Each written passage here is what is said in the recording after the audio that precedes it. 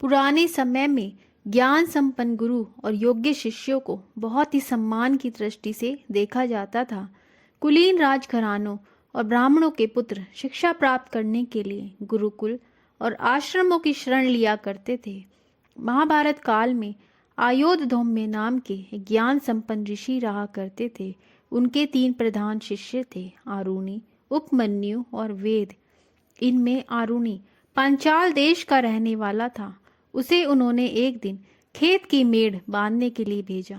गुरु की आज्ञा से आरुणि खेत पर गया और प्रयत्न करते करते हार गया, तो भी उससे बांध न बंधा।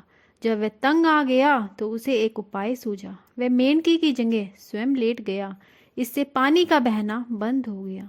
कुछ समय बीतने पर आयोधौम्य ने अपने शिष्यों से पूछा कि आरुणि कहाँ गया। शिष्यों ने कहा, आपने ही तो उसे खेत की मेड़ बांधने के लिए भेजा था। आचार्य ने शिष्यों से कहा कि चलो हम लोग भी वहां चलें। जहां वह गया है वहां जाकर आचार्य पुकारने लगे, आरुणि तुम कहाँ हो, आओ बेटा। आचार्य की आवाज पहचान कर आरुणि उठ खड़ा हुआ और उनके पास आकर बोला, भगवन मैं यहाँ हूँ। खेत से जल बहा जा रहा था। जब उसे मैं किसी प्रकार नहीं रोक सका तो स्वयं ही मेड़ के स्थान पर लेट गया। अब यकायक आपकी आवाज सुनकर मेड़ तोड़कर आपकी सेवा में आया हूँ। आपके चरणों में मेरा प्रणाम है। आज्ञा दीजिए, मैं आपकी क्या सेवा करूं? आचार्य ने कहा, बेटा तुम मेड़ के बांध को उद्दलन तोड़ ताड़ करके उठ खड़े हुए हो, इसलिए तुम्हारा नाम उद्दालक होगा। फिर कृपा दृष्टि से देखते हुए आचार्य ने और भी कहा, बेटा तुमने मेरी आज्ञा का पालन किया है, इसलिए तुम्हारा और भी कल्याण होगा। सारे वेद और धर्मशास्त्र तुम्हें ज्ञात हो जाएंगे। इस प्रकार गुरु की आज्ञा का पालन करने के कारण आरुणि को अपने आचार्य से ज्ञान का वरदान प्राप्त हुआ। आयोधौम्य के दूसरे शिष्य का नाम उपमन्यु था।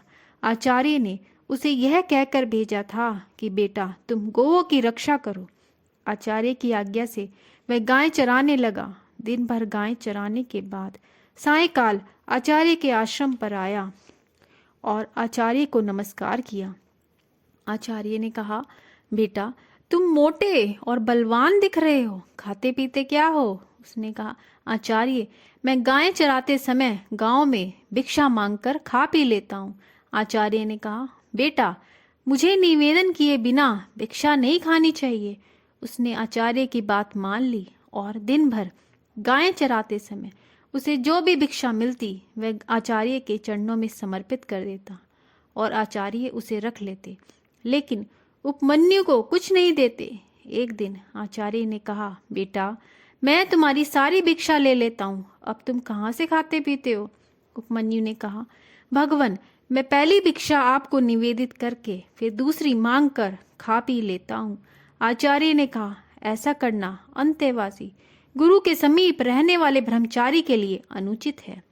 तुम दूसरे भिक्षार्थियों की जीविका में अड़चने डालते हो और इससे तुम्हारा लोभ सिद्ध होता है। उपमन्यु ने आचार्य की आज्ञा स्वीकार कर ली और वह फिर गाय चराने चला गया। संध्या समय वह पुनः आचार्य के पास आया और उनके चरणों में नमस्कार किया। आचार्य ने कहा, बेटा उपमन्यु मैं तुम्हारी सारी भिक्षा ले लेता हूँ, दूसरी बार तुम मांगते नहीं, फिर भी तुम खूब हट्टे कट्टे हो, अब तुम क्या खाते पीते हो? उपमन्यु ने कहा, भगवन मैं गौओं के दूध से अपना जीवन निर्वाह कर लेता हूँ, मेरी अनुमति के बिना गौओं का दूध पीना ठीक नहीं है। अगले दिन उपमन्यु गाय चराकर आश्रम वापस लौटा। आचार्य ने फिर पूछा, उपमन्यु अब तुम कैसे अपना पेट भरते हो? इस पर उपमन्यु ने आचार्य को बताया, आचार्य गाय के बछड़े के मुंह से जो फेन निकलता है उसे मैं पी लेता हूँ। आचार्य ने कहा, ये दयालु बछड़े तुम पर दया करके बहुत फेन उगल देते होंगे, इस प्रकार तुम उनकी जीविका में अड़चन डाल रहे हो, तुम्हें ऐसा नहीं करना चाहिए।